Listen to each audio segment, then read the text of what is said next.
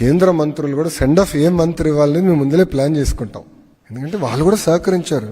కేంద్రంలో ఫైనాన్స్ మంత్రి గారు ఈ ప్రాజెక్ట్ కోసం మేడం గారు ఫుల్లీ సపోర్టెడ్.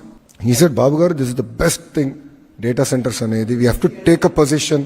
అండ్ మీరు చూస్తే కేవలం ఆంధ్ర రాష్ట్రం కోసం తీసుకొచ్చిన పాలసీ కాదు, దేశాని కోసం తీసుకొచ్చిన పాలసీ. సో గతంలో ప్రైవేటైజేషన్ ఆఫ్ ఎయిర్పోర్ట్స్ కూడా చేసినప్పుడు చాలా మంది విమర్శించారు. చూడండి ఇప్పుడు ఎయిర్పోర్ట్లు ఎంత అద్భుతంగా ఉన్నాయో.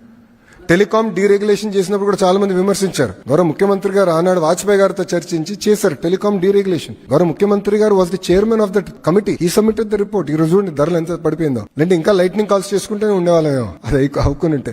అంటే అంత ప్రోయాక్టివ్ గా in interest of the nation మనం పాలసీస్ చేసాం. సో అంత సీరియస్ గా తీసుకున్నాం. అందుకే మీరు చూస్తే మంత్రులందరూ కూడా వచ్చారు, వాళ్ళ ఎండార్స్మెంట్ కూడా ఉంది. ముందు ఇంకా ఈ డబుల్ ఇంజిన్ బుల్లెట్ ట్రైనింగ్ ఎంత స్పీడ్గా వెళ్తుందో మీరు చూస్తారు కదా boss. Arcelor Mittal we got it done. Visakha ఉక్కుని ప్రైవేటీకరణ జరగకుండా మేము ఆపాం. రైల్వే జోన్ పూర్తి చేసాం.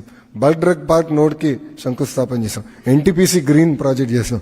బీపీసీఎల్ రిఫైనరీకి ఇప్పుడు మనం శంకుస్థాపన అయిపోతున్నాం. అంటే డబుల్ ఇంజిన్ బుల్లెట్ ట్రైన్ ఏ స్పీడ్ లో పరిగెడుతుందో ఇది ఉదాహరణ.